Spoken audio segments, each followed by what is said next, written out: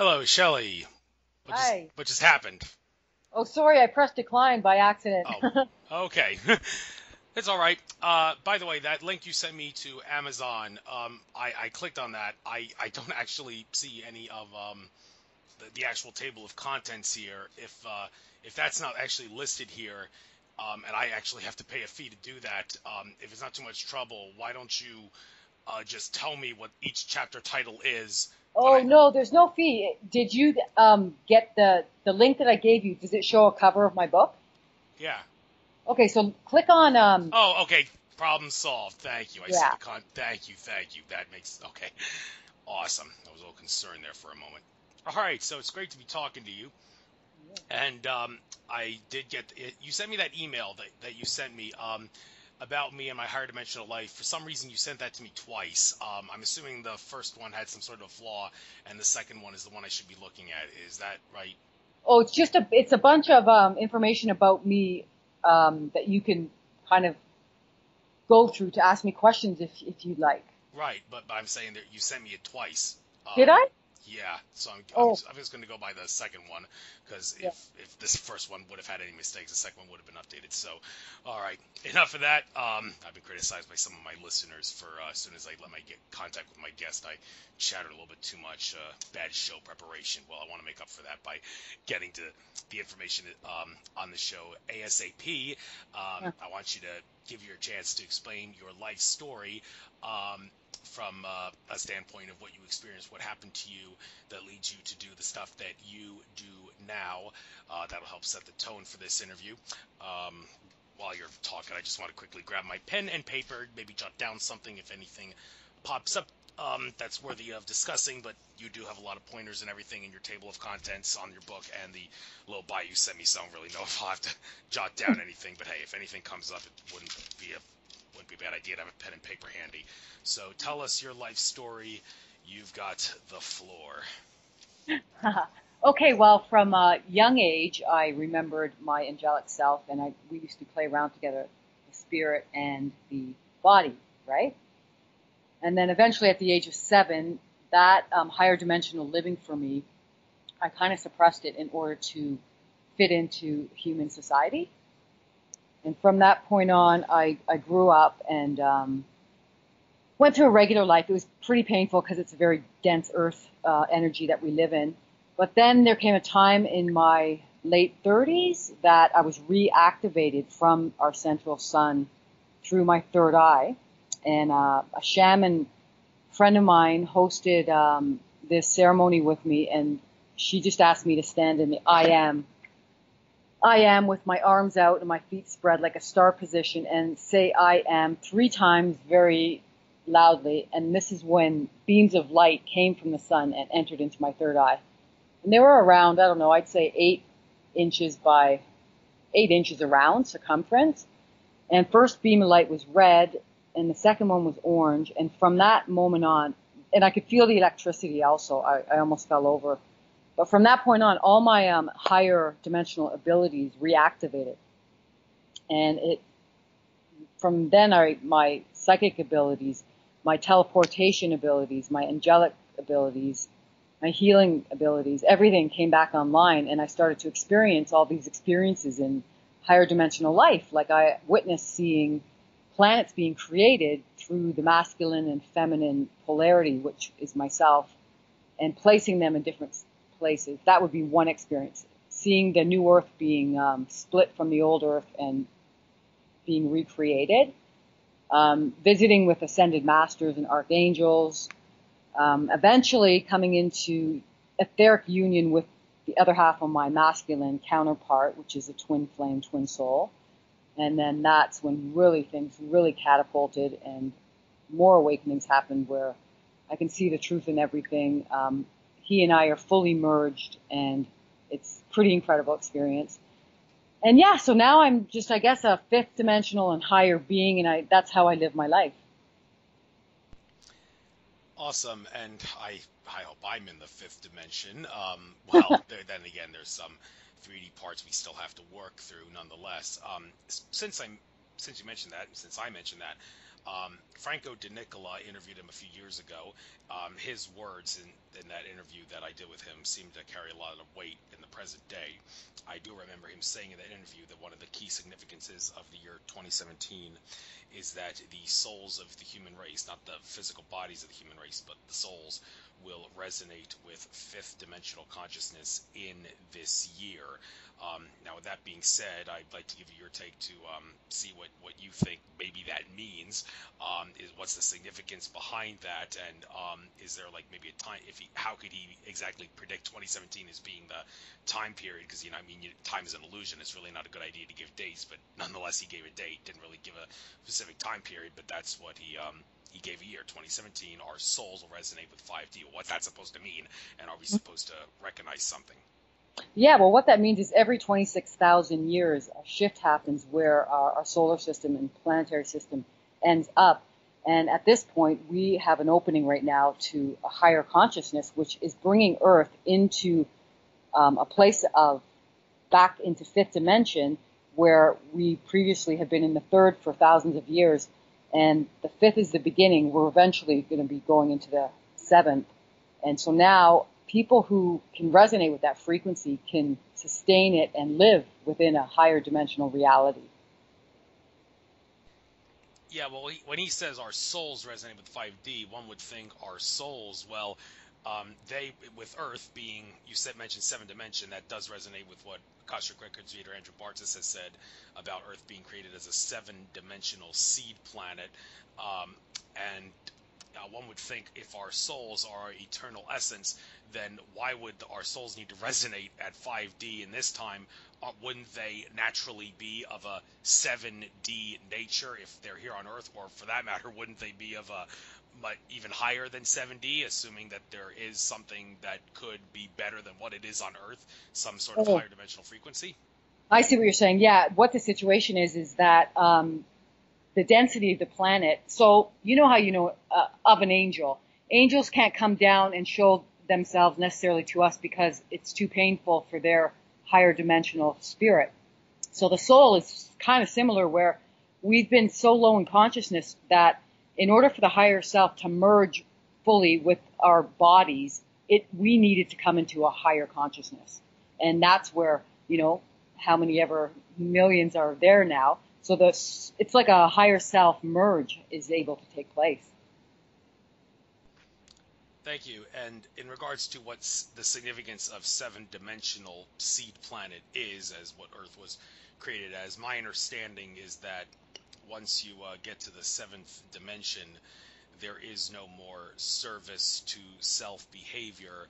I mean, even the sixth dimension, it's wonderful and everything, but the entities in that dimension or density, whatever word you want to use, would still exhibit some degree of service to self-behavior, but once you get to the seventh dimension, it's strictly service to others. Well, that's what I've heard. Now, I do have a little bit of a problem with that, and that is, well, don't you need to get to give and give to get? I mean, you can't strictly be service to others, because if you're not service to self, you're going to have problems, because if you're always like anybody who tries to be nice to everybody and tries to do a lot of good things for everybody, it's kind of there's a good chance that people are going to take advantage of you because you're very nice to them. Take it from me, I learned that a lot when I had a lot of friends back in the day who betrayed me. I was very nice to them. They started taking advantage of me. I realized what was going on, so I stopped giving in, and I made it clear I wasn't going to give in anymore. And then they betrayed and double-crossed me in the worst possible ways, to the point where I eventually had to ditch them entirely. And yes, there were a few times where I didn't have any friends as a result. So that's one area where service to others could cause you problems. And like I said, one would ask, how could it be a good thing to be strictly service to others when if you're not service to self, you're going to have problems? Well, the whole thing about getting into, to come to think of it, is to come into the higher dimensions of fifth and seventh is, there is a point where you have to be service to self, taking care of yourself, loving yourself, and cutting everyone off, basically, just to get to know what is good for you and what you can and will not withstand. So when that's maybe not service to self, that's more of loving yourself. But karmic debt is pretty much going to be behind anyone. It's not going to be there any longer for anyone who's coming fully into the fifth dimension. And from the fifth dimension, Really, the seventh dimension is more about instantaneous manifestation and living in a place of recreating Atlantis-like. Because Atlantis, before we fell from grace, was seventh dimensional. And that's who we are, or I am, at least my last lifetime, I remember, in Atlantis. And it was a seventh dimensional planet. And that's what we're recreating Atlantis again. But I want to address what you said about getting stepped all over if you're service to others. So, for example, myself, for a long time through my purification process, I did not spend a lot of time with people because I couldn't withstand the lower energy until I learned how to properly protect myself and transmute it. So I was service to other people through my meditations, through my work on YouTube, like not necessarily dealing with people personally, but I would put out information to help people who wanted to read it. And I didn't spend a lot of time with people who weren't in resonance with my vibration because the same thing would have happened as with you. So you kind of have to cut yourself off when you're going through this transition. Going to agree with you more on that one. Looking at your bio here, interesting experience you've had. Struck by lightning at the age of 12. Now, the vast majority of people that get struck by lightning do not die. Although the experience that you get from it, it can be quite different for some people. Some people have actually been turned into a savant by being struck by lightning. One case in point was a guy who never really had much of an interest for music, and then he got struck by lightning, and the next thing he knew, he was playing the piano like the next Mozart. Although there was also a park ranger, I think coincidentally his last name was Sullivan, and he got struck by lightning like 7 or 8 times in his life. That's a world record. Don't really know how it affected him, but it didn't turn him into a savant or anything. Now, a couple interesting things about this is getting struck by lightning a blessing or a curse, and how could you determine if it would be? I'd like to hear what you experienced, but I mean, I've been told that I'm basically protected in the sense that people check my soul, they see I'm protected because I'm on a mission here on Earth, and they want to make sure I fulfill my mission. So does that mean that if I were to go out in the middle of a thunderstorm, my angels and guides are going to make sure I don't get struck by lightning? And if I do get struck by lightning, would they make sure that it actually affects me in a good way? Okay, I'm kind of getting way off into the deep end here, but why don't you tell me about your experience and why it is that people get affected by it differently in different ways? Okay, so this is interesting that you ask, and first and foremost, I'm going to let you know that I have witnesses who saw it happen. So I was walking down a hill, on a grassy hill on a rainy day to meet my sister and her friend over at the pond, and the lightning came down and struck me, and I slid all the way down the hill. So this is why I remember it, and we are electrical beings, so I know that it probably would have done an upgrade to me for some reason. But to be honest with you, I'm not sure it was good or bad because I've done research since then, and I know that interference among the earth sometimes happens through lightning storms, which I just heard about recently. So to be honest with you, I'm not sure what it did to me, whether it was good or bad, but it did happen, and I have witnesses. So it happened for a reason. So was it a good thing or an interference? I'm not sure. Yeah, I personally enjoy walking through thunderstorms. I do have a pair of Egyptian healing rods, copper and zinc. I don't walk with them when I'm going through a thunderstorm because I'm basically saying, strike me if I do that. I prefer to walk with crystals in my hand if I'm walking through a thunderstorm, but I will say it's definitely a fun experience, I believe, to walk through a thunderstorm, and the lightning doesn't scare me or faze me in the slightest. But you have a lot of things here, switching gears here, a lot of things to say about twin flames, twin flame magic. Mentioned the phrase twin flame like 3 or 4 times here in the beginning of your description. This a lot of confusion as to like what's the difference between twin flames and soulmates, and could you maybe compare and contrast the twin flame and soulmates, and if you meet someone, how do you know they're your twin flame? How do you know they're soulmate? Does it have anything or not have anything to do with romance? So for the people that are ignorant of this, why don't you enlighten? Okay, it's interesting because I could write a book on soulmates and twin flames, soul groups 101, because I know so much about it from my experiences. But the difference between a soulmate and a twin flame is a twin flame is the actual other half of your soul. So you're the same soul frequency expression, same resonance, identical. And to come together with that creates a third energy. It's very powerful light to have a twin flame and yourself on Earth together. And if you're not on Earth, you can still utilize this third energy if you merge with that counterpart of yourself. So it's very powerful, and we're here to actually raise the light quotient upon Earth, whether your twin is working from the etheric or on Earth. It's powerful raising of love consciousness. And the soulmate is similar to the twin flame, but it's not the other half of your soul. It's a counterpart that vibrates or has a frequency very similar to yours, so that if your twin flame is not available on the Earth, or you don't get together on the Earth, which is very rare that they do, then you have a soulmate that's close enough that you can still create and have that high vibration of love that's very suitable. Yeah, I can go on if you want to know anything By else. all means. But we got Yeah. 2 hours, so by all means. Okay. So what else so for me, an example, I've had two primary soulmates that as soon as I met them, like as soon as I touched, whether it was shaking a hand or sat beside one of them in the two instances, that's what happened. I knew instantly that I was meant to be with these people.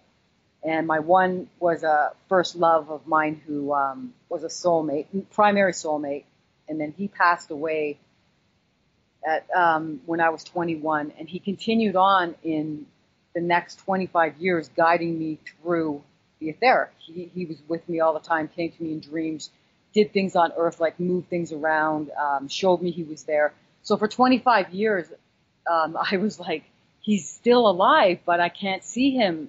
It was really confusing, but he was meant to die and guide me for the next 25 years to teach me about, to prepare me and teach me about soul relationships and how they work, and how when people die, they don't really die. They're still very much alive in frequency, and you can communicate with them. So that was the whole mission of us. So that was my first soulmate. Second soulmate wasn't, I knew right away as soon as I met him, not sure how I know these things, and then we ended up having a son together. So it was a whole different experience. It wasn't necessarily, you know how you figure a soulmate is always the greatest love of your life or whatever it may be, but there's another reason. There could be you're meant to bring a child into the earth or whatever it may be. So in that one, I knew right away. So I knew I was going to be with this person, and it happened for that. We ended up having a son. So that was two primary soulmates, and I knew right away.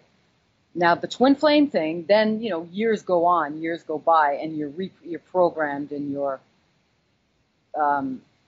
you're just more dense to the situation. So when I met this person, I was guided magically to meet them, number one.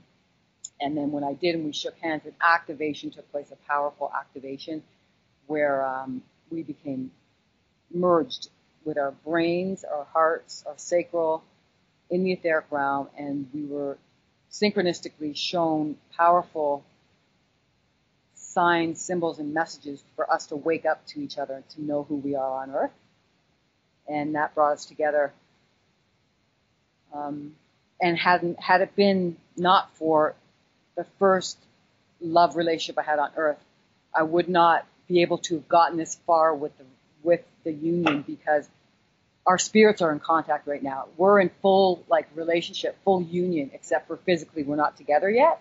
But we experience everything that a couple physically together would experience. So had I not had the first love pass away early on and experienced 20 years of interacting with him, I wouldn't have been able to make it this far with my twin flame relationship.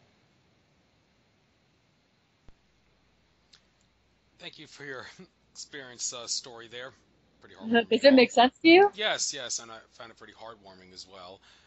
Sure, it'll bring a few tears to people's eyes to hear this, and inspire them to go on missions to find soulmates and twin. Although, with that said, is it in your best interest, do you think, to try to find a a soulmate or a twin flame, or is it better to just kind of let it happen? Well, my good reason I ask, I've been told by a couple psychics that I am supposed to be meeting my dream girl within and moving in with her like around late 2018, early 2019. They give me every inclination that the first letter of her name will begin with the letter J, and I'm thinking, okay, I don't think I'm supposed to be going on internet websites like plentyoffish.com or whatever and trying to find some girl with the whose name begins with the letter J to find. I think I'm supposed to just live my life the best I can and acknowledge and keep telling Source and my angels and guides, I really do want to find this girl. I do want to start a family with her and all the rest of it. So could you just find a way to make sure that it happens at some point in the time period the psychics have said? Is it best to do it that way, or should I maybe perhaps, dare I say it, try to do some internet research on those sites like Plenty of Fish to find her? Oh, what you should do is forget about Plenty of Fish. There's too much interference over the internet. And what I would do is I would meditate and put it out there. Speak aloud that you want to connect with the higher self of your soulmate, who is the same frequency as you, and put it out from your heart. Feel her and you embracing. Actually feel the love of your life in your arms and happy, and send love to that person telepathically, verbally, every way that you can to connect with them, and they will receive it. And let's see, what else can I say about that? I wouldn't make it a thing where you're on a mission to find that person, but be aware, keep your eyes open and your heart open, and watch for synchronicities, because that's how you're going to be shown them. And I don't know about the psychics telling you exact time or name, because I had that happen to me years ago. A very well-renowned psychic told me that, and I searched for years for this person named Phil, and it was the wrong. She was wrong.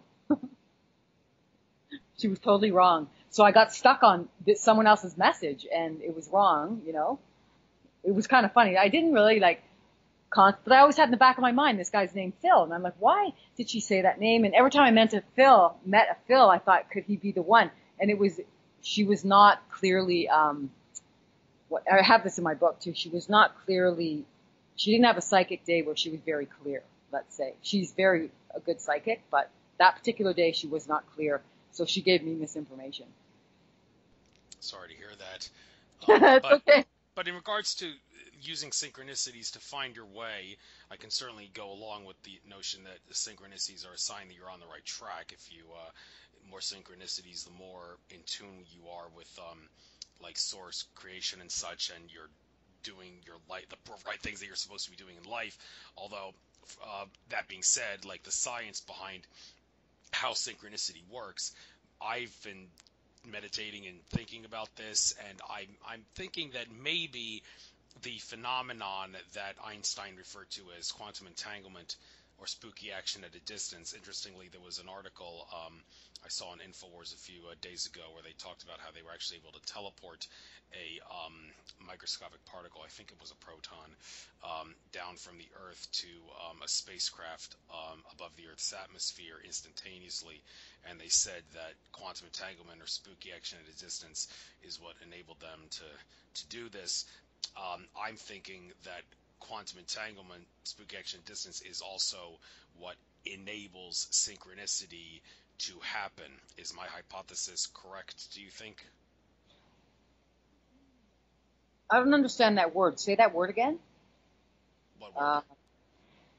Quantum entanglement. The phenomenon where one particle at one end of the universe, Eddie, it doesn't really matter the time and place because space and time are illusions, and it's said that the reason this can work is because space and time are illusions. There really is no distance between the particles. You do something to one particle wherever the other particle is in the universe. If it's entangled at a quantum level with the one particle, it will react in the exact same way that the other particle reacted at the precise same time. The information was somehow able to travel throughout the universe. It didn't, although because time and space are illusions, it didn't travel anywhere.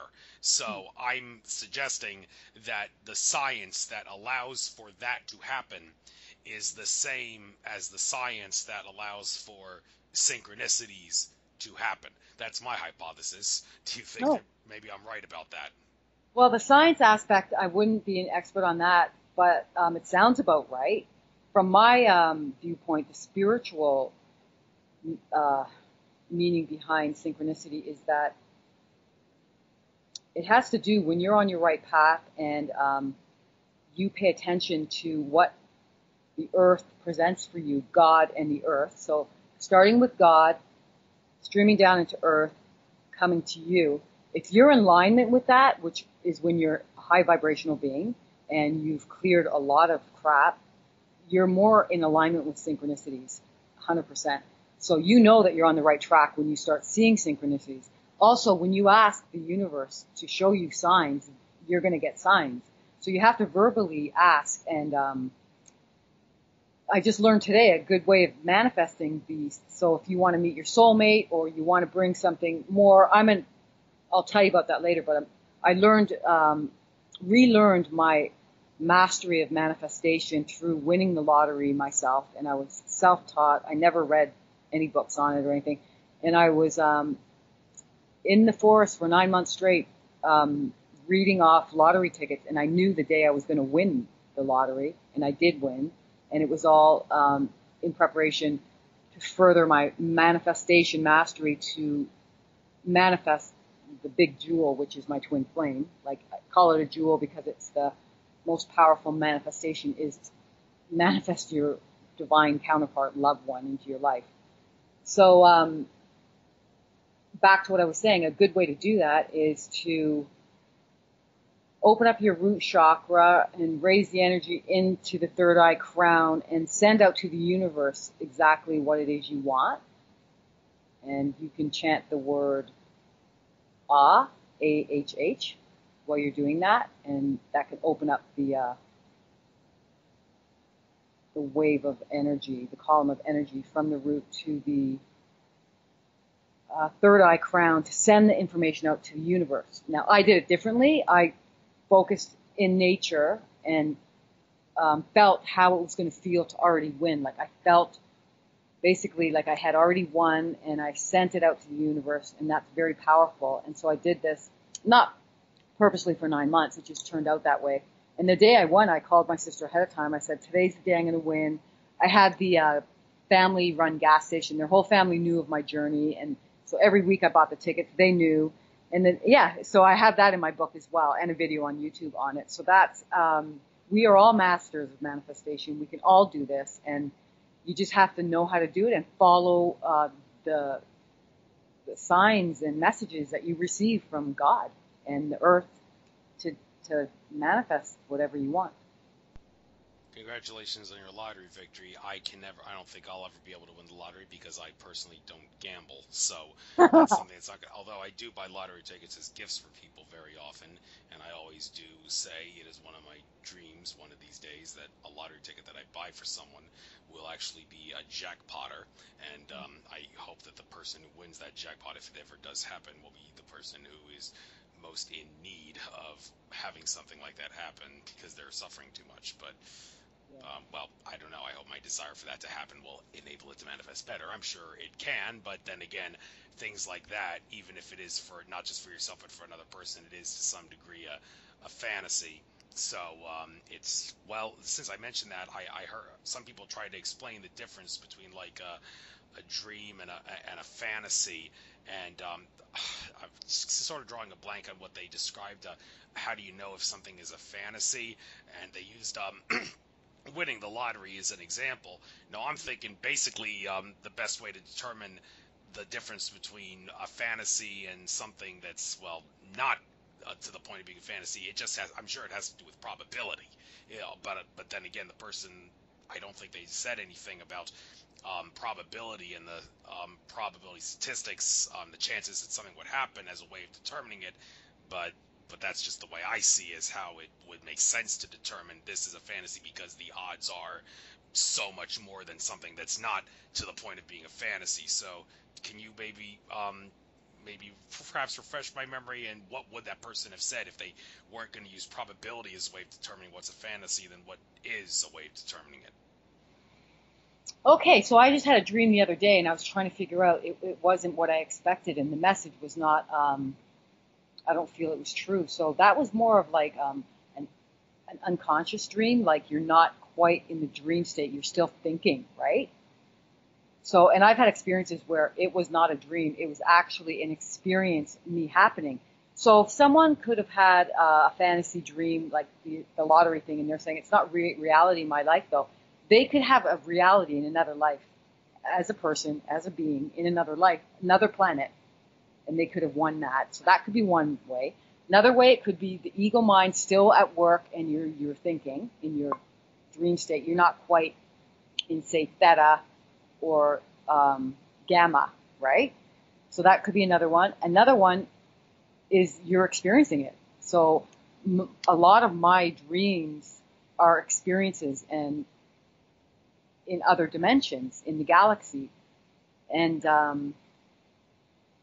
yeah, and they're very real. So a lot of people, once you get into the fifth dimension and move up higher, you're going to have experiences. You're going to remember experiences as your multi-dimensional self that are beneficial to you on the earth to know. And that's how this all started for me. Like after winning the lottery, then I had my third eye activation. And then I started having dreams. Like I remembered my activity as a universal creator, like a universe, an individual universe, along with my counterpart, us creating as the masculine and feminine, a whole new planetary system with a new earth and a sun. And I write about this. And you mentioned Andrew Bartzis, and he knows a lot about this too, about the potential for beings as humans, but highly advanced beings who are here now helping the earth, are also universes in the Milky Way. And they're creating planets. Like that's what we do. We create worlds and planets. And if you're really high advanced, your next level is to be a sun, you know? And that's, I think, where I'm at with my twin flame. Yeah, that would be great to become a sun in your next life. Of course, the way you live your life now has a great way of playing, determining what you will, what your next life will be. Of course, one could make the argument that everything has already been predetermined, but then again, something that flies in the face of that is the notion of timelines. So one could ask, how could you say things are predetermined if there is such a thing as timelines, and you have the opportunity to make different different choices and have different events in your life? So, well, could you perhaps make sense of the paradox to say that everything that happens in your life happens for a reason and it's all predetermined, but yet at the same time we have timelines where we could have different choices? Does that paradox make sense? And if so, how? Okay, so for me, time, yeah, is an illusion. It's non-existent. So it's not about time, divine timing. It's about divine order. So divine order of what your soul's ready to do and create. Yeah, so it's all divine order. And when you say, okay, so your next life you could be a sun. To be honest, the way I see it, because of my experiences and what I'm being shown, I think that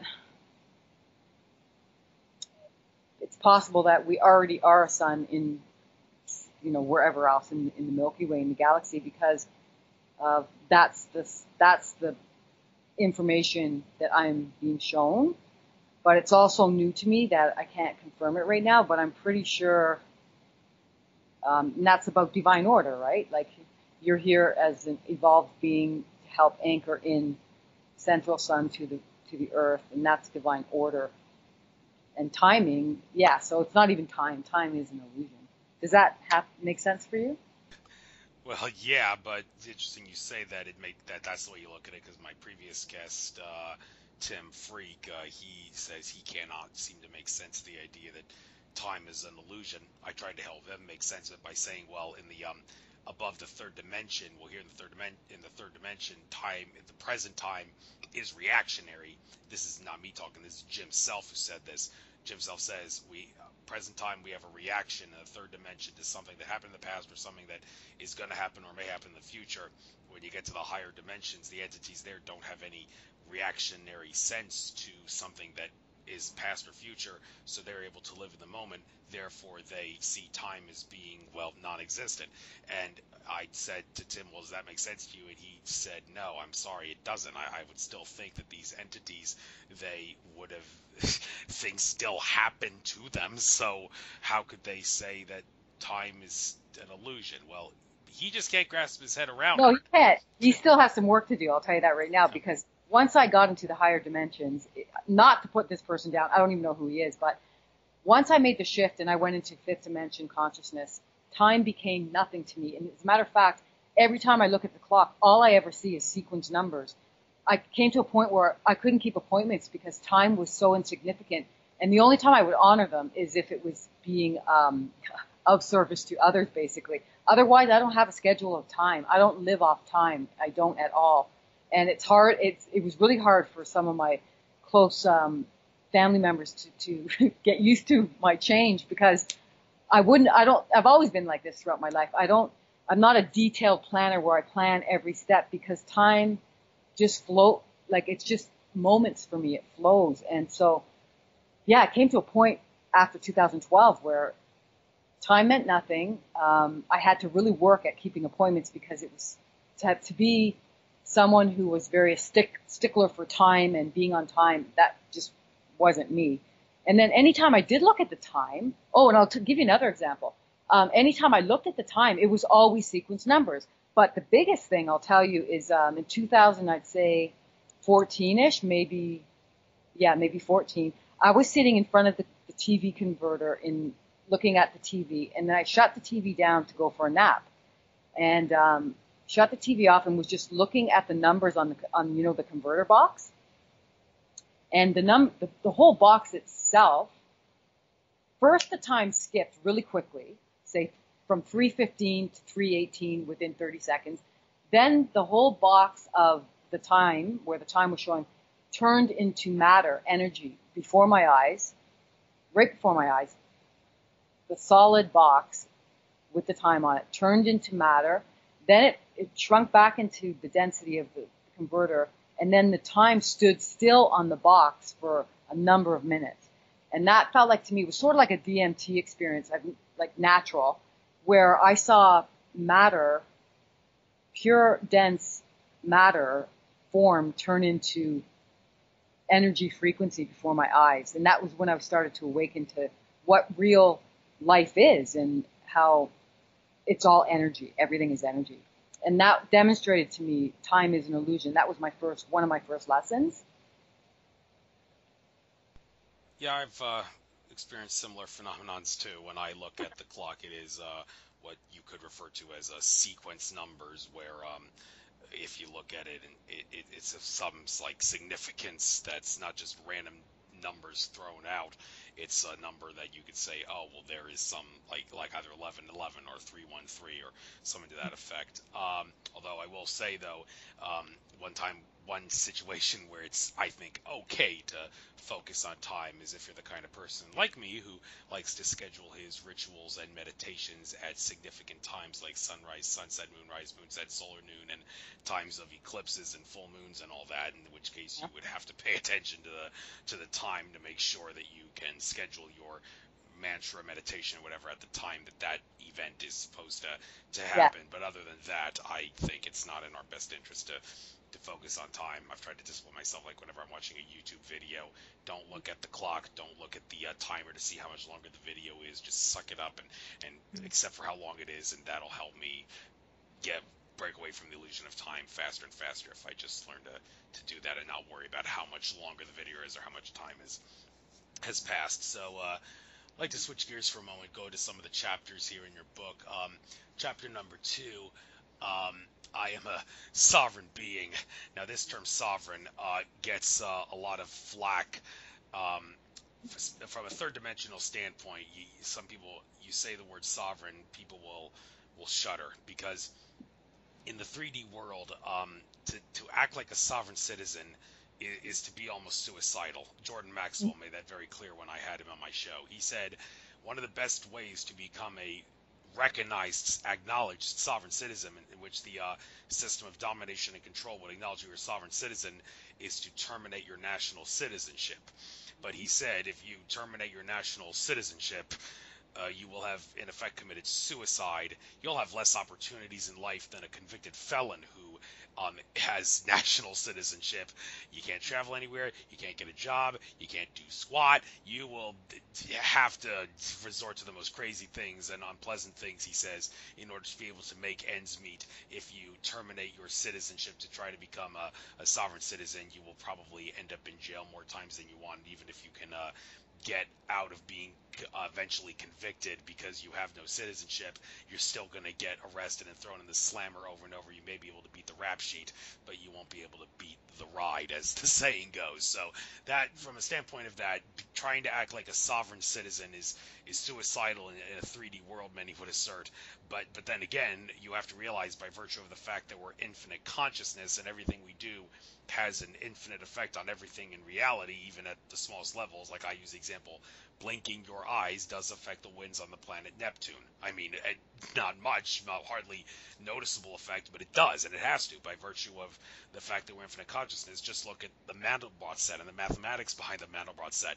No matter how small, no matter how much you zoom into the Mandelbrot set, no matter how small you tweak the smallest part of that, you affect the whole entire whole to some degree, even if it's not noticeable with the sharpest of eyes. So yes, we are sovereign, but if you act like a sovereign in the 3D world, like I said, you will be in a lot of shit. So how can we be, as someone who really takes sovereignty seriously, how can we act like sovereign citizens without having to go through the trouble that people like Jordan Maxwell are always pessimistic about?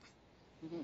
Okay, so basically, on paper, you can abide by the rules with the Earth people in control, right? You have to have a passport, you have to be a citizen, blah, blah, blah, blah, blah. That's minor details of paperwork. To be a sovereign being is to come back into who you truly are and know who you truly are and live like it and not be ruled by anybody.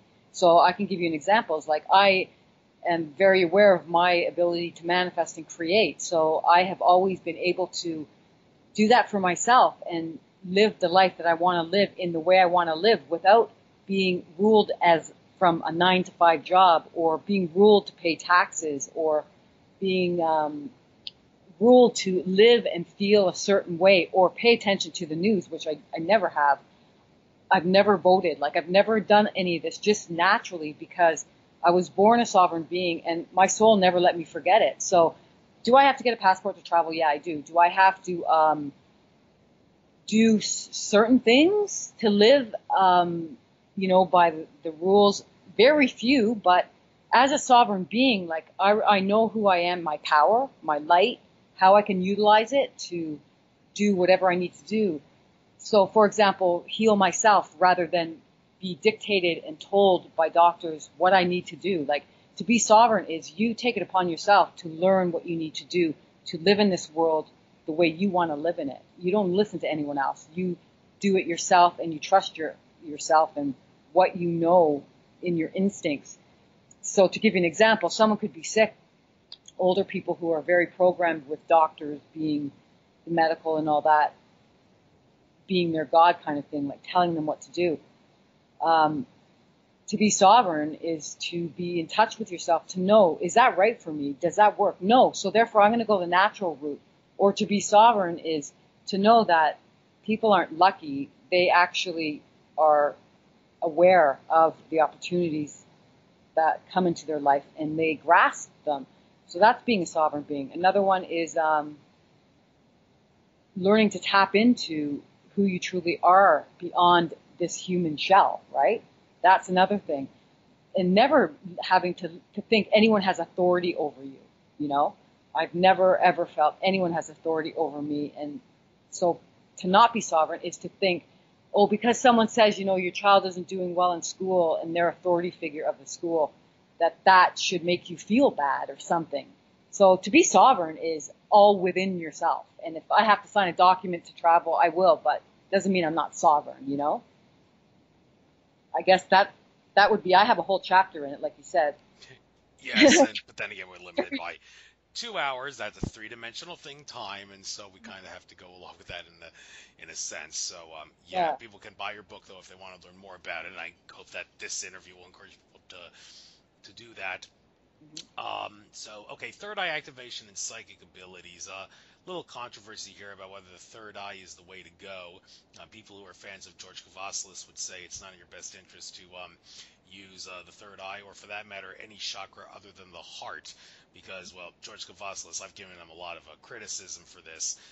He's always big on dissolving the chakras, act like the chakras don't exist. To him, they're just a matrix construct. It's better to just dissolve all your chakras into one, and the one that you would dissolve it into is the heart. And he says if you go with the heart all the time, then you can't go wrong. Well, I tell him if you can go with the heart all the time and not have fun and not get bored all the time, well, more power to you. But at the same time, I think variety is a big spice of life, and if you don't get the other chakras involved, then you're kind of missing out on all the fun. Now, his argument for specifically not using the third eye is that the third eye is in the head, the mind, the powers that be. They want control of your mind. So if you use, some people even say that the idea that they want to close your third eye with things like fluoride and such, well, that's a myth. They actually want your third eye open, some assert, because if your third eye is not open, it's not going to be possible for the powers that be to brainwash you at a subliminal subconscious level with advertising and such. So they would prefer that your third eye be open so they can get control of your mind. Well, okay. Well, on the other hand, if some would say if you're disciplined enough and have enough sovereign control of yourself, you can have your third eye open without allowing the powers that be to control you. But then again, the people who follow George Kavasilis will say, well, it doesn't matter. You should always go with the heart because the heart is the best way to go. No questions asked. It's an agree to disagree kind of issue, I'm sure. But as someone who really thinks the third eye and the crown is worth utilizing, why would you? I'm sure you disagree with George Kavasilis and some of the others who would follow his lead of go with the heart all the time. Okay, so here's my thing is that I wouldn't recommend anyone do a lot of work to open their third eye, because people's brains are being recalibrated naturally with the energy right now and the CME solar waves. So you don't have to do any work to do this. The reason I call my third eye an activation is because when the beams of sun came down into my third eye, I was left with an etheric scar between my eyes, between my eyebrows. I had a scar there I probably still have it with it, and you can see it without the tan, but I had the incision scar for like 5 years in my third eye. So that's where the light entered into my third eye. So you do send energy from the third eye of that portal of your body, right? And the brains right now are being recalibrated. Our left brain and our right brain, which I've experienced in higher dimensions, the recalibration and merge with God Source, as well as my masculine counterpart brain, we have merged into one brain. So the brain has a lot to do with what we're doing on Earth here. Like there's a lot of mental clearing going on right now. Our brain is an organ that is important, but when someone would say, have the feeling that you should always work from the heart, I agree.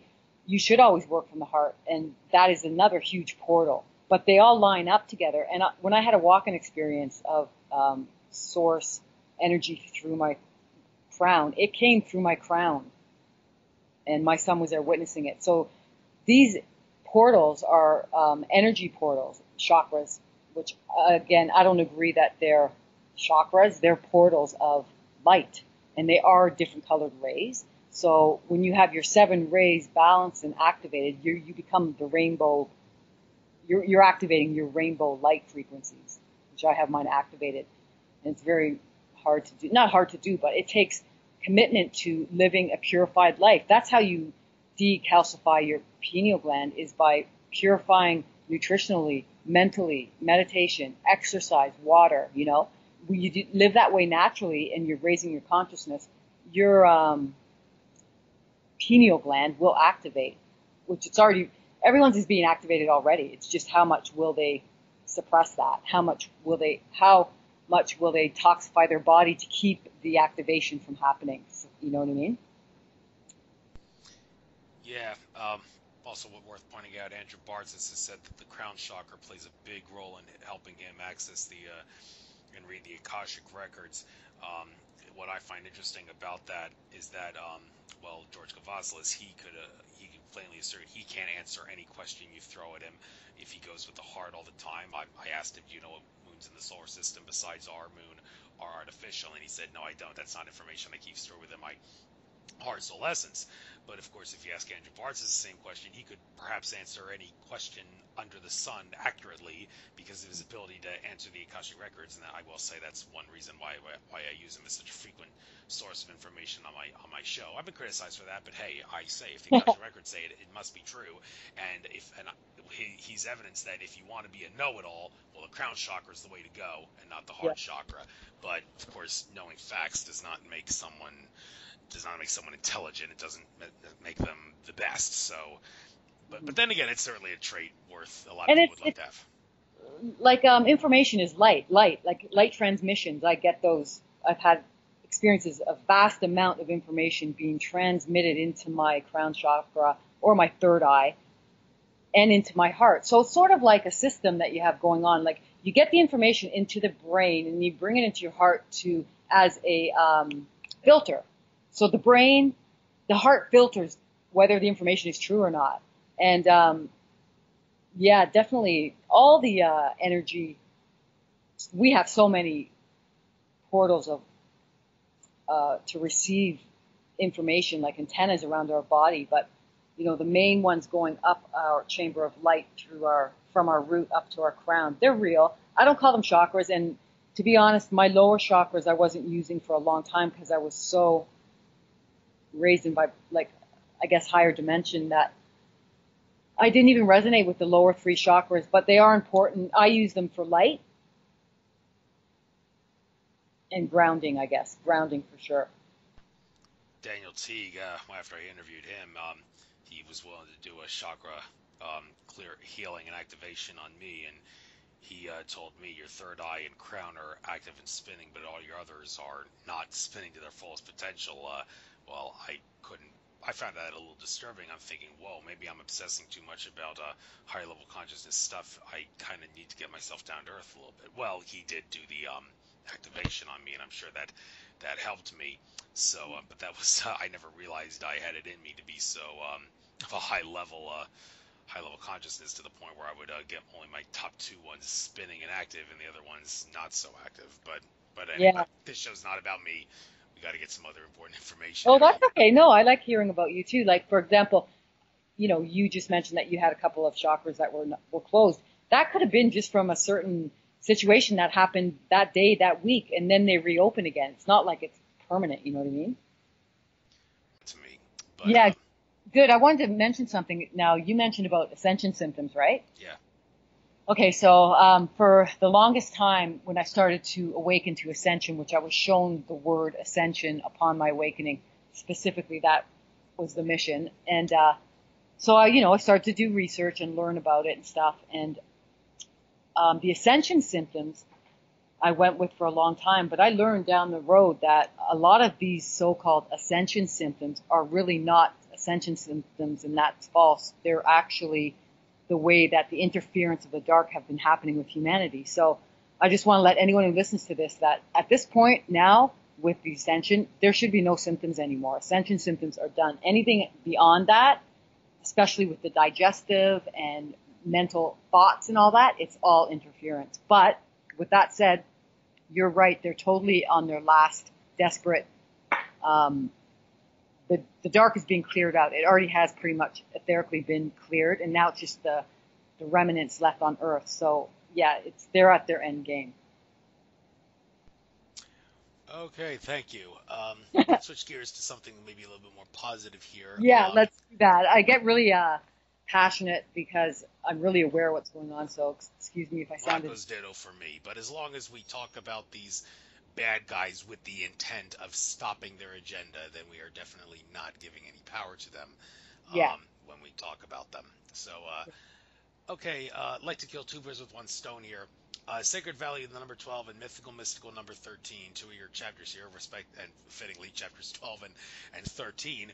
Interesting how you use the word sacred to describe 12, and mystical describe 13. So, okay, you got the floor. Why do you use those words for those numbers, and what's the significance behind them? And I'm going to guess you don't see 13 as unlucky, as we've been led to believe it is. That's just been something, I'm guessing, that's been implanted in us to brainwash us. And am I right? Yeah, totally. 13 is not an unlucky number at all. And the 12, the rule of 12 is, so we've been programmed to base our lives off 12 months of the zodiac, 12 chakra systems, 12 planetary, cosmic, solar, angelics, the 12 gods and goddesses of the zodiac, 12 level avatars, 12 tribes, 12 council members, and so on. Everything is 12, 12, 12. And that makes sense, and there is truth to the 12. But one day I woke up from a dream, and I had 13 in my third eye vision. So I was closed eyes, just getting out of that state, and I see this 13 cue ball, like a pool ball, and it's sitting there. And then I eventually wake up, and I open my eyes, and it's still there holographically. I'm like, oh my God, I got to do some research on 13. So I ended up doing a lot of research, and as I was doing the research, synchronicity started to happen where I would meet people who would tell me more about the 13, and I would just learn about 13 really synchronistically. So it was really meant to be. And what 13 is, it's like, has a lot to do with where the 12 is limiting us. We know there's a lot more than 12 solar planets. We know that there's a lot more, that the calendar year, the 12 months, is just a restriction to us. And we also know that they've discovered the 13th planet called Ophiuchus. Have you heard of that? No, although the whole thing you say about there being more than 12 planets, well, yeah, although exactly what is a planet is kind of thrown up in the air, because mainstream science can't seem to agree on a definition of planet. Every time they change the definition, it always seems to include something that many people, laymen, do not consider to be a planet. Now, Andrew Bartzis says there's 66 planets. John Lee, in my interview with him, he said there's 40, although I seem to recall Mark Kimmel saying at recent conference that the Anunnakis planet of Nibiru actually recently self-destructed, in which case, okay, does that mean that John Lear and Andrew Bartzis should be saying there's 39 and 65 planets respectively? So kind of a confusing issue here, but what you just said about there being a 13th planet that they discovered, okay, I must say I plead ignorance on that. I'm not sure what you're talking about. Okay, so it's a 13th zodiac sign planet called, it's spelled O-P-H-I-U. Oh, Ophiuchus. Yeah, I couldn't pronounce it. Okay, Sorry. yeah, I've heard of that. Yes. Yeah, there's a lot more planets. Like Andrew Bartzis says 66, the other guy says 39. I believe there's even more than that. It's just they're not visible to astrology, astronomy yet, right? And eventually, when the event happens, this event, I think a lot more in our sky is going to become more visible. And so, like, for NASA to just start to come out with this new information, like all of a sudden there's a 13th planet, so our whole zodiac system is off. Everyone's speaking of astrology, not saying they are off, but that could be if there's another planet, right? And yeah, so 13, I go into detail in my book, is 13 is a holy number, as a matter of fact, and it's a sacred power number that Mother Mary, Mary Magdalene, Unity and Oneness Consciousness, like it goes on into their rituals that they use with the number 13 on the 13th day of the, I was going to say 13th month, but no, 13th day. So it's a very like high vibrational number. And 1 and 3, then I can go into more detail. So the third energy, being the one, balanced, masculine and feminine, creates the third energy, which totals 13 as well. So I have all that in my book too. I can't read it off all now. But yeah, so the fact that we were programmed to believe 13 was unlucky is totally opposite of what we should know as our reality. Thank you for bringing light to that. Going back a couple chapters here, chapter 10, walk-ins, soul braiding, and ET experience. Well, we've talked a little bit about the ET experience, but I have absolutely no idea what soul braiding is. I think this is the first time I've ever heard about that. And when it comes to the subject of walk-ins, well, it seems to be a lot of talk about this, like when a soul leaves and another one walks in. I mean, how does would the person have any sign that they've just had a walk in, or would the outside observer have any way of noticing if they had a walk in? And interesting thing about some walk-ins are of the time traveler variety.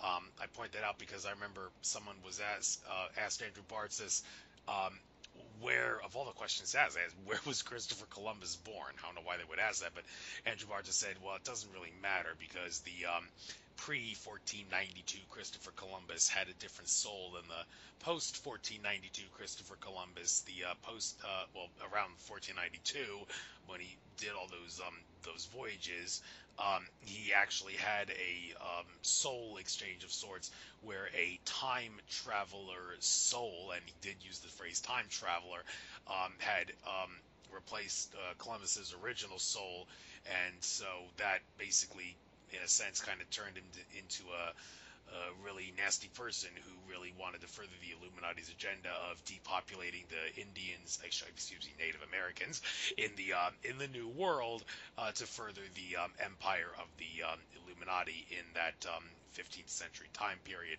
So the interesting thing about that is the soul that it was a walk-in in his case was not just malevolent, but also of a time traveler variety. And I don't really know the significance behind that. Well, that's why I'm asking you. Maybe you might know what it is. So walk-ins, compare and contrast different types of walk-ins, whether they be time travelers or not, and then please enlighten me on soul braiding, because I'm ignorant of that.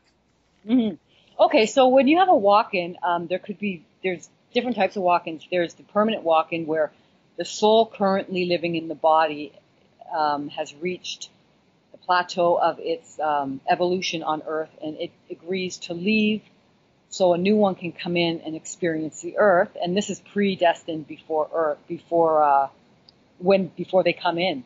And then there's another type of walk-in where the soul can no longer live within the body because it's gotten so unhealthy that it's opting out. It doesn't want to stay. And then a new soul says, I'll come in and heal it. A higher vibrational soul will come in and heal. So that's permanent walk-ins.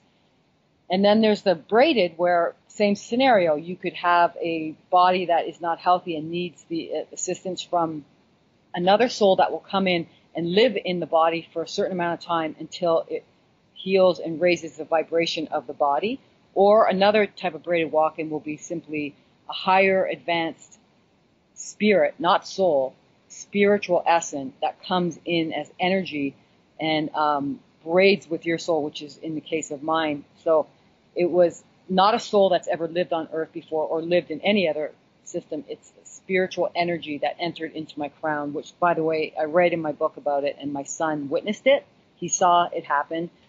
And I believe a lot of things I experience, I have witnesses on because I'm meant to share the information and prove that it's real, right? So he witnessed it. We didn't know what was happening at the time, but it came in. I was getting ready to take him for school and got into the car. He sat beside me. All of a sudden, I froze up.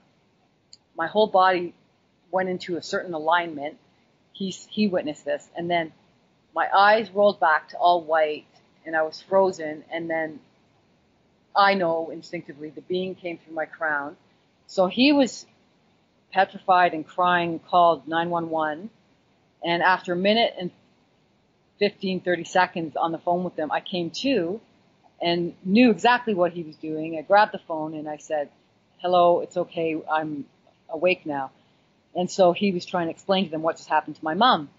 So we knew it wasn't a seizure or anything, which I've never had or any.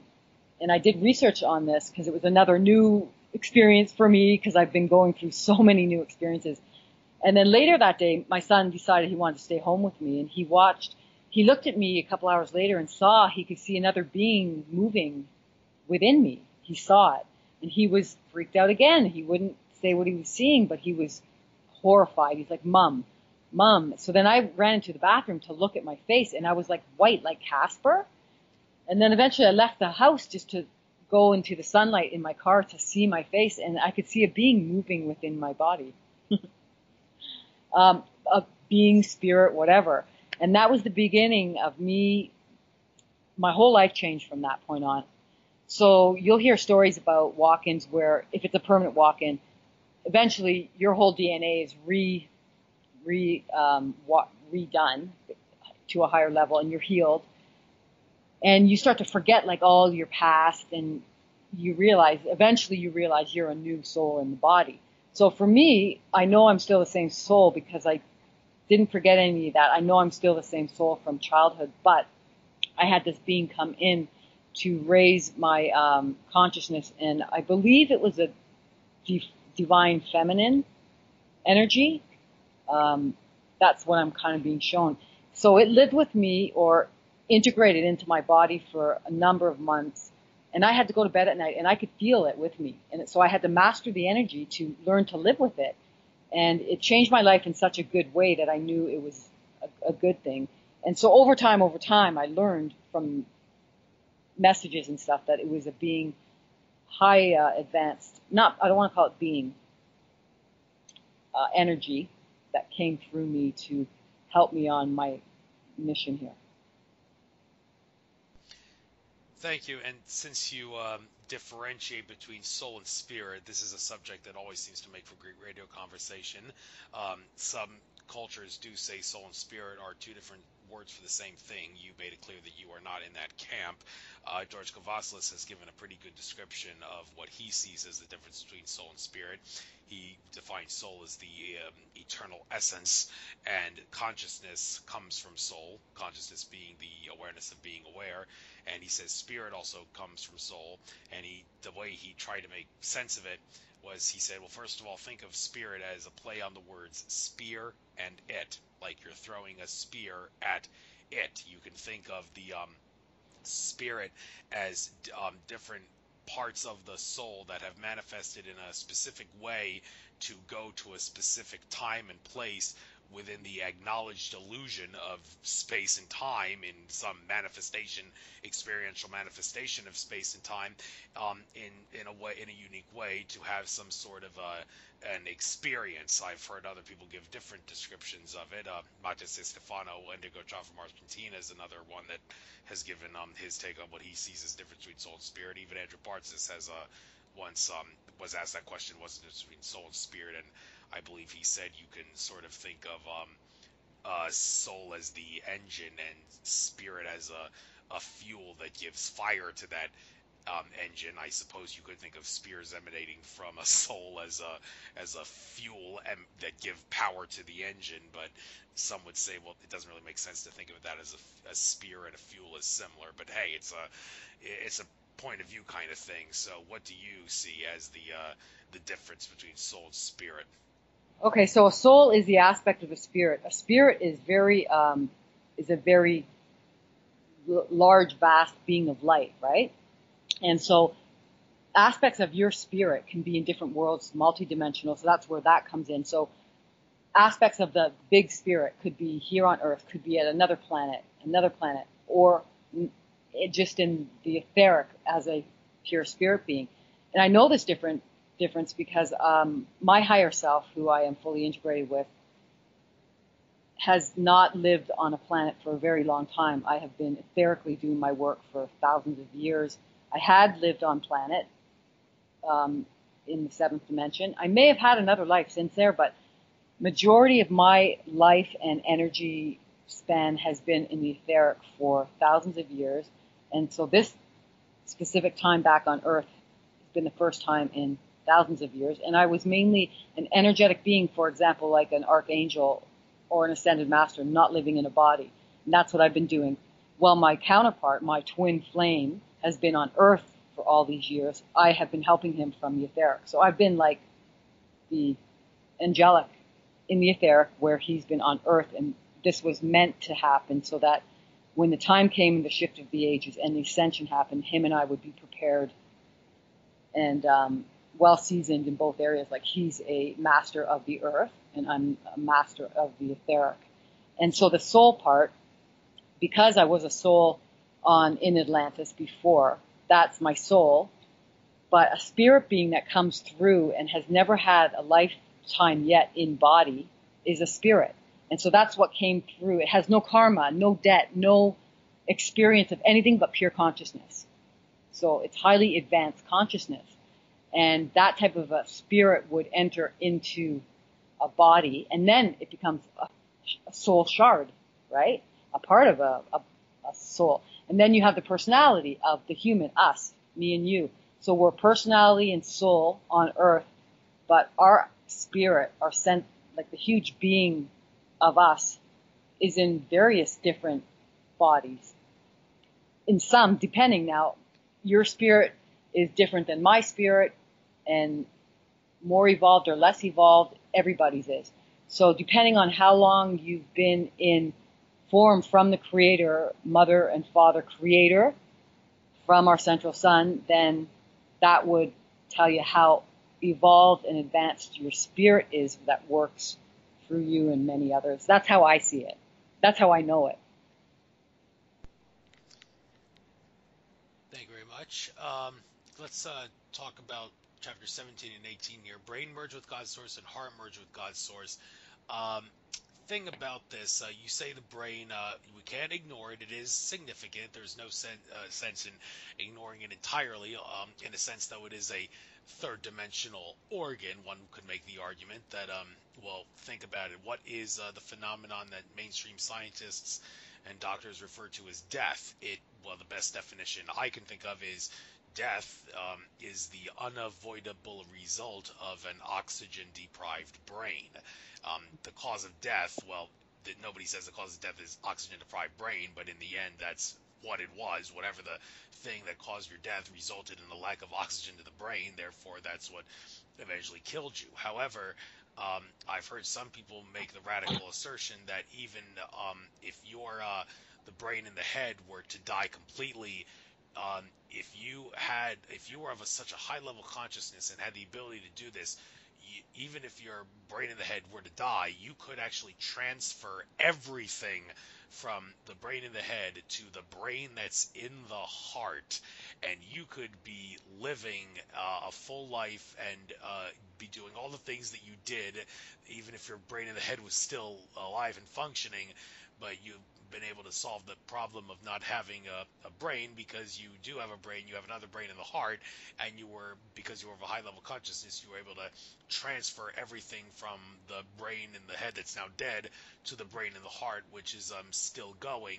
So I mean, is that possible? If it is possible, how in the hell are we supposed to be able to manifest that to be able to prolong our lives in this skin suit a little bit longer? I don't know if that ties into what you talk about when you say brain merge with God's source and heart merge with God's source, but I wanted to bring that up. So what's this all about, this brain merging and heart merging?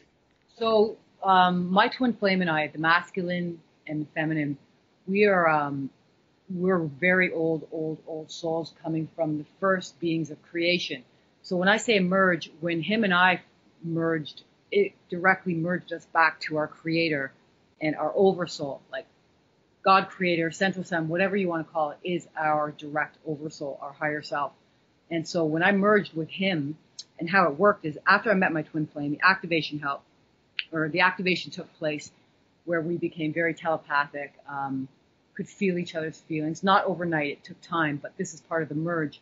And the last merge was the brain merge, where I was in meditation at one time, and then a higher dimensional experience took place where I saw him, and I entered into the back of his brain with my brain, like my head, his head unzipped, and I went into it. All of a sudden, our brain merged, and it was one with God. So a lot of people right now who are stepping up in consciousness are becoming one mind with God. And you can see that with the spiritual teachings of people who are spiritually out there talking. You'll get people talking about the same thing on a different channel, but the same week, they're learning. So those are the people who are one with God's mind at this time. And so for us, once that happened, a whole recalibration had to take place for about 8 months. Our brains had to recalibrate. The left and the right side hemispheres had to learn to communicate again. And I was shown over messages through my dream state what's happening. Like, this is what's happening. This is why you're changed with your thought patterns, because him and I came together. So all of a sudden I was one with his brain, and I'm not used to this, because honestly I live from the heart. I don't really didn't even need to use my brain a whole lot, because everything I did came from the heart. Then I connected. I did it almost backwards. I would do things without thinking about it, and I would just end up there following my heart guidance, and then I would connect it to the brain and make sense of what to do next, sort of thing.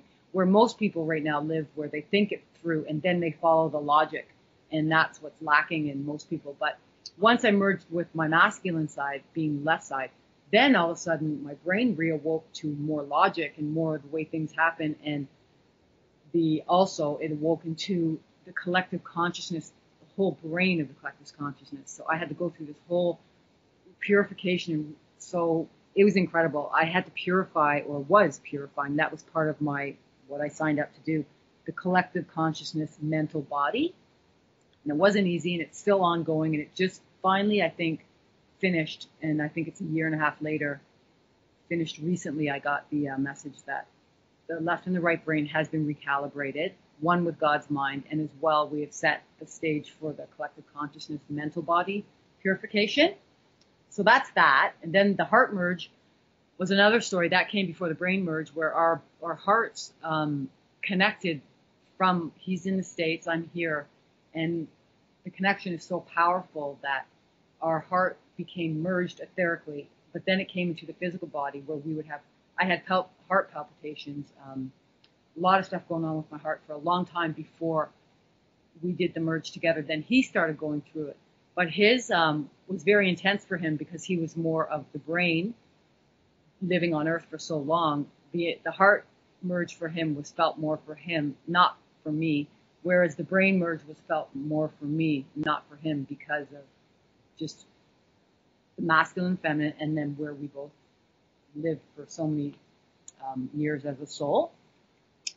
Yeah, and one thing I wanted to mention to you about the brains, did you know there's also a brain in the stomach area?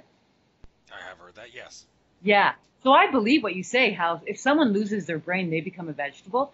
I don't think they should be put to sleep, I think, because you still have a heart and you're still a light being, right? So when you say, is it true, can someone lose all the oxygen to the brain and still live? I think so, because your heart's still going, right? Or would that, I don't know. Well, I'm suggesting, what can someone, instead of becoming a vegetable, could you maybe transfer all the information that was in the brain and the head to the brain in the heart, or even the brain in the stomach, so that you could still function as if your brain in the head was still alive, even if it were to die completely? I'm sure that's possible, but if it is, Yeah. How are we supposed to learn how to do that? Oh, I'm sure we'll learn in the future. I think that's possible. Okay. I heard you mention the phrase collective consciousness. Now, this is something that I have been dwelling on for a while, and very often brought up in my show, because it seems to be a lot of debate and disagreement over how this phenomenon actually works. The science behind it is basically, why does everybody, well, if everything is a manifestation of our consciousness, everything exists because our consciousness allows for it to exist, why does everybody see like a building in a place where a building is said to be? Well, our collective consciousness allows for that building to be there, so everybody will see it. Some people have even asserted that thing where everybody, like they say that when Christopher Columbus, mentioned his name again, when he and his sailors were sailing to the New World, the Native Americans, they say, because the ships weren't in their consciousness, they wouldn't have seen that. However, other people said, well, no, that's ridiculous. They would have seen the ships by virtue of the fact that there is a collective consciousness. Whether or not it was not something that they could adequately imagine as part of their own consciousness is beside the point, because collective consciousness exists. Okay, fair enough. But one thing about collective consciousness that's really confusing is the placebo effect by which a collective consciousness could cause. And sun gazing is one example where I really try to make a point of this. because, first of all, Andrew Bartis, the Akashic Records reader, did say a few years ago that looking at the sun, it's not harmful. Mainstream science has lied to us. It's not going to make you go blind. The sun is electromagnetic in nature and scalar energy too, some would assert. And because the body is electromagnetic, held together by electromagnetism, the energy from the sun will just go through the physical when you look at it and go to the brain to neutralize everything in your body for the better, normalize it, and make everything better. And some have asserted that you should sun gaze only in the first hour of sunrise and the last hour of sunset when the UV index is 0. But Andrew Bartz has asserted, no, sun gazing can begin whenever you get up. If you're a early to bed, early to rise person, you can do it at sunrise. If you're a night owl who sleeps in, you can start sun gazing at solar noon or even 2 in the afternoon, and it's not gonna hurt your eyes at all. So that is a misconception. Only do it during sunrise and sunset. Well, fair enough. There's a problem though. The problem is that a great significant percentage of the people on planet Earth believe looking at the sun will cause damage. Just ask my mother. She's an ophthalmologist, and believe me, she's given me tons of hassle and grief about being a sun gazer. I'm not going to get into that story. It's a whole new can of worms. But anyhow, the documentary Eat the Sun, which was on the documentary channel, a couple of significant things about that documentary, and no, not the fact that HRM was caught eating is beside the point. His protege in that documentary who was following HRM, he actually did suffer when he had his eyes examined. He saw that he had gotten what could be construed by ophthalmologists and such to be damage to the eye. And I could imagine this guy would go to like Andrew Bartis and say, okay, how can you say sun gazing is not going to cause harm when I have undergone harm by looking at the sun? Well, in Andrew Bartis's defense, and anyone else who says sun gazing is safe, my answer, I think, to explain this would be that because so many people on planet Earth have been suckered into believing the lie that looking at the sun is harmful, that and also by virtue of the fact that beliefs manifest into reality. If you are a sun gazer and you're surrounded by people who believe that sun gazing is harmful, then those people are going to cause a collective consciousness placebo effect, or maybe even I could say a voodoo effect, whereby even not using a voodoo doll, they're doing like an equivalent of sorts, where they're going to cause damage to your eyes simply because they believe that you're going to hurt yourself by doing that. And something I can say to back up my claim is when I was at a recent conference, a woman was talking about how she had kids who every winter they got the flu, and she always worried before winter starts, oh my god, my kids are going to get the flu and I'm going to have to take care of them all the time. Well, this is going to be such a pain in the ass. And well, she eventually learned about the law of attraction and how it works and everything, and so she decided to start envisioning and imagining her kids being healthy in the winter instead of getting the flu, and lo and behold, they stopped getting the flu, which I guess that makes sense. But some people would assert, well, the key is if you do not believe that sun gazing is harmful, then everybody who's around you, they can believe that it is harmful, but as long as you don't let their beliefs affect you, then it shouldn't cause damage to you. But I don't know, is that necessarily true? Because energy flows where attention goes, and even if you don't believe that it'll hurt you, if enough people like try to do like a voodoo like spell on you, they will be able to overpower you. So obviously some disagreement going on here. I've babbled long enough. Could you maybe help make sense of this whole collective consciousness thing and whether it can cause something like a negative placebo effect in the way that I've explained it? Okay, yeah, for sure. The whole collective consciousness thing can do the placebo effect. That's what programming is all about. But when it comes to the sun thing, there are certain beings of this earth that are higher quotient of light, and they need and thrive off the sun. And then there's someone who is a newly born soul who does not require as much light. So that's the difference right there. So someone who does not require a lot of light and is actually not attracted to the light in that way won't need to sun gaze throughout the day. But me personally, I don't listen to anyone about the sun, and I will sun gaze like yourself do you do it during the day? Yes, I do. Yes, I do it during the day as well. And at first, when I first started doing it, I did it in the morning and sunset just to get used to it. But then it came a point where I need to have the sun and to assimilate it to keep my light body high. So there may be other people, if it does do damage and they have proof of that, then they don't require as much sunlight, and maybe it's too much for them. Mm-hmm. Okay, I bring that up because, like, I did actually have my eyes examined, and even though my vision hasn't gotten worse in any way, I from what I can tell, there does seem to be like what could be construed as damage, what a doctor would call damage to my eyes. Now my mother freaked out about that, but I told her, well, maybe should you be so quick to blame me? I mean, I then told her the story I just told you about the mother who always worried about her kids getting the flu all the time, and they got the flu every winter, and then when she stopped worrying, they stopped getting the flu. And I told my mother, well, what does that sound like?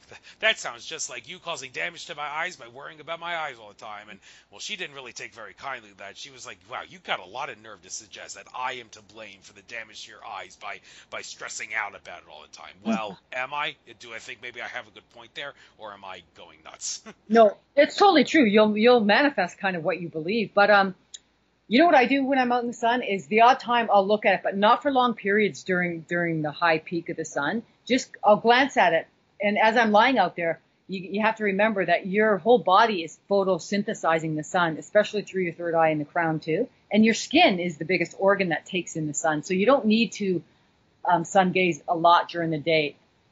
I would probably suggest if you're going to do it for long periods, like minutes at a time, I would do it in the morning or sunset. But if you feel like you're perfectly safe to do it during the day, which I do the odd time, but not often, because I take into my mind that I'm also photosynthesizing the sun through every cell of my body.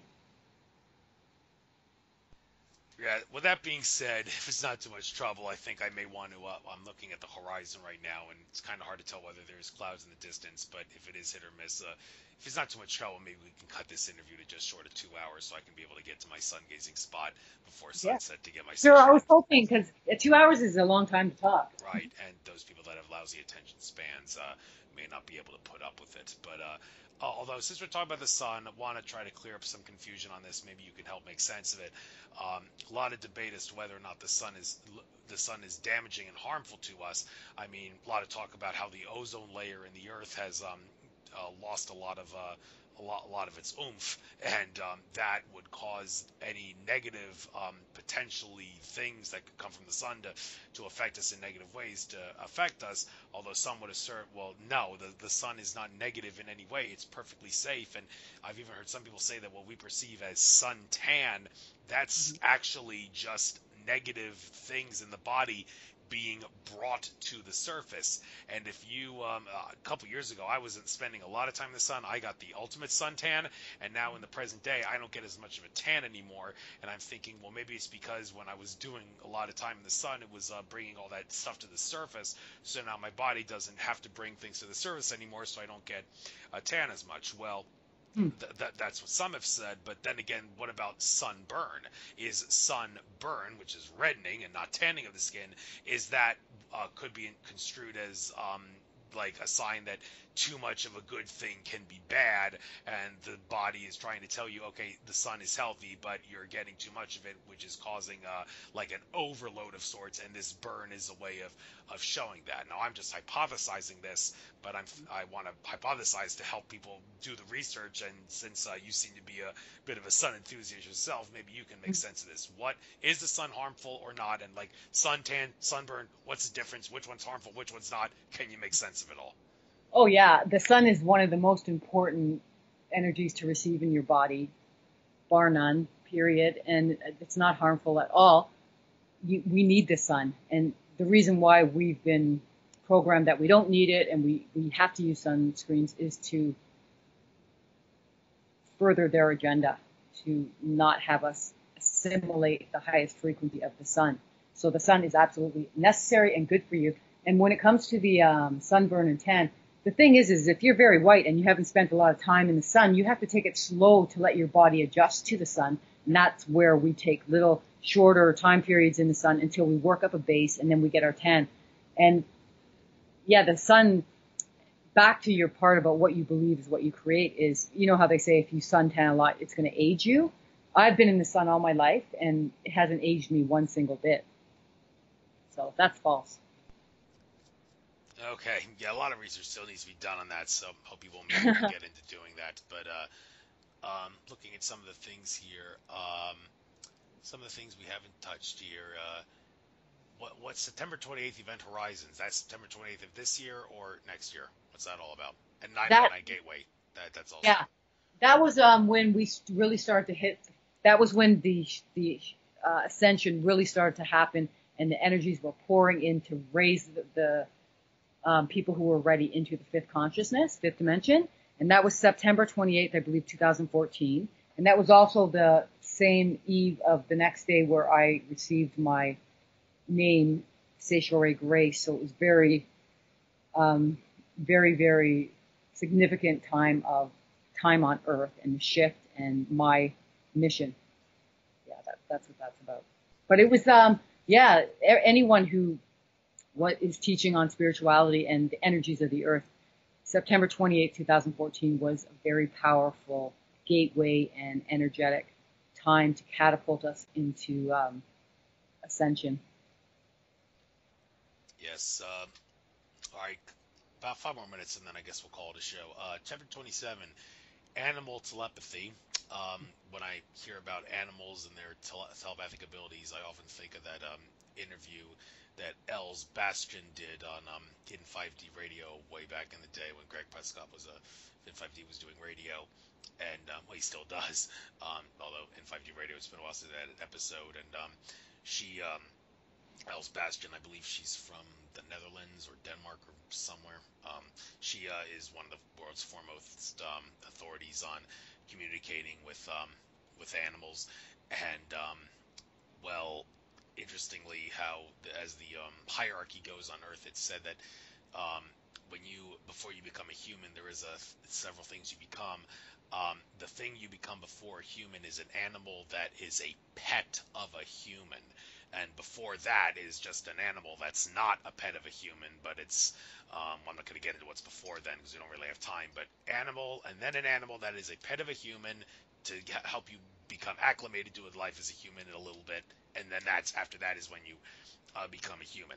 And also, can you maybe talk a little bit about plant telepathy? Because there is, of course, such a thing. So, but it's a little bit different. I'm so happy you brought that up because some new wisdom or knowledge has been brought to my attention that a lot of dogs right now living on the Earth will be humans in their next lifetime, and they're preparing for that. And I know that because I'm really close with my dog. We're basically very close. We're almost like shared energy. So when I get sick, she gets sick. She lets me know of things. It's really incredible, our connection.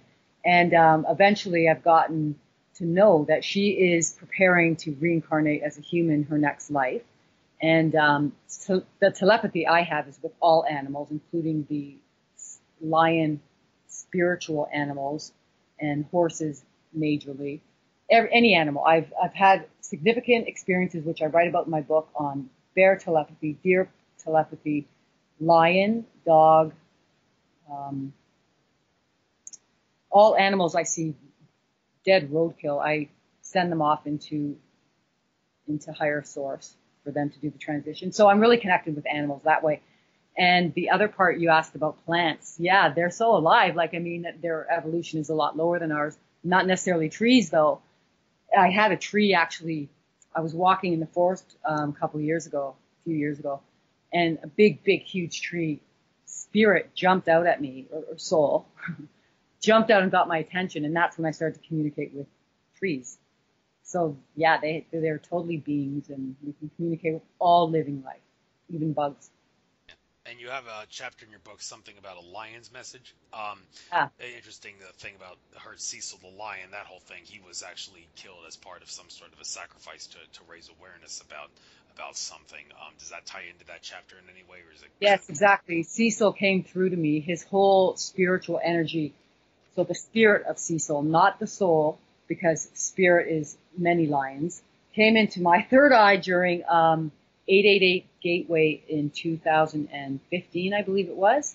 Yeah, 15. So I was online on a webinar doing a 888 Gateway of the lion's energy, And prior to that, I had written a blog on Cecil's death, and I was downloaded with information that he was sacrificed and specifically to raise awareness, exactly what you said. I got the download of information, wrote a blog, it went viral on the internet. And then following a couple months after that, I think that happened in June or something, whenever it did, then I went to this 888 Gateway, which, by the way, my birthday is August 8th on the Lions Gateway. And I did this webinar meditation with 80 people from around the world on the Lions Gateway. And Cecil appeared before me in spirit, came into my third eye, enveloped my whole body. Like my skin seemed like it lifted an inch thick. And he thanked me for the work, and we thanked each other, basically. It's just like an ascended master, but in a animal form. So it was an incredible experience. And now this year, the connection with the 888 Lions Gateway is huge for the Lions energy that we can tap into at any time. Glad to hear that. And all right, one more question, then we'll call it a day. Meeting with the Angels, Chapter 7. We could open up a whole can of worms about what each of the angels and the archangels are and what they do and how to interact with them and such. But the one question that I basically have is when it comes to asking the angels for assistance. I've heard a little bit of debate on this. Some would say, don't be shy, don't be afraid to ask the angels for help. They're there to help you, and you have to ask them for them to help you, unless the situation is flat out dire, in which they decide, okay, we need to get involved. There's really no way they're going to get involved unless you ask them. Although I have seem to recall hearing some people say that if you ask your angels for help too much, specifically in situations where no additional help is really needed for you to complete the task at hand, then you are going to unfortunately create some bad karma for yourself, because you're downplaying your own abilities by asking your angels for help so much, and the angels would, in a sense, frown upon that. They would probably, in a sense, say, hey, we're here to help you, but maybe you should learn how to suck it up and do it yourself for a change. So this little debate here, what do you have to say about it? Ask them or not? Always ask, and don't forget to ask the angels with no names, because there's many angels and guides, and don't ever stick to just whatever angels have a name, because there's so many more ascended masters and angels that you can call upon. And the other thing is, the only way you create karma is by disservice to other people, not by asking the angels for help because you feel like you need it. That will never create karma. Thank you for clarifying that. Well, Shelly, pleasure having you on. I'm glad we were able to get you on, and I'm very, very glad that you decided to postpone this until you got your book out, because that, I'm sure, would have, if we had got you on before then, it would have made this, and it would have been a great interview nonetheless, but not as great as it was having you on. So I will upload this to YouTube as soon as I can. Like I said, it's not live, it's pre-record. I am a stray radio host in distress. Not really going to get into why that is the case, although since I say that, if any radio crew people out there are looking for some radio host who's willing to fill a slot sometime, you got available, hey, I'm open. I want to be able to interact with live guests and all that. I don't want to, being able to do shows and then upload the pre-recorded to YouTube so people can watch it, who are destined to watch it, is great and all, but it would be great to have a live audience. And if anybody out there is willing to hire me, by all means, I'm interested. So, Shelly, I hope people will buy your book more often now that they've heard this. We definitely had a lot of worthwhile stuff to discuss. So I wish you the best of luck in your future endeavors. I say that to all my guests. It never gets old, but it's a great thing to say. And good luck on everything. Namaste. Enjoy the rest of your trek through infinite consciousness. And maybe we'll see each other at a future conference or some event or something. I don't know. So. Yeah. That would be great. Yeah, the interview was really great. I love the questions you asked, and it feels really good to be able to express my truth with a like-minded person. So I would like to also put this on my YouTube too. So yeah, by all means, I love to kill two birds with one stone. So I'll send you a link after I upload it. I'm sure you'll get more views than I would. So I'm not trying to downplay or discredit myself, but hey, you probably have more of a household name than I do in many regards. So it would make sense to do that. So by tomorrow midnight, Eastern, I'll try to have it uploaded. If it's a little later than that, please don't hold a grudge against me. Some things may have happened, but I'll try to get it up there by then, and I will send you the link to it. So good luck. Enjoy the rest of your trek through infinite consciousness. Take care. Thank you. Bye-bye. Bye-bye.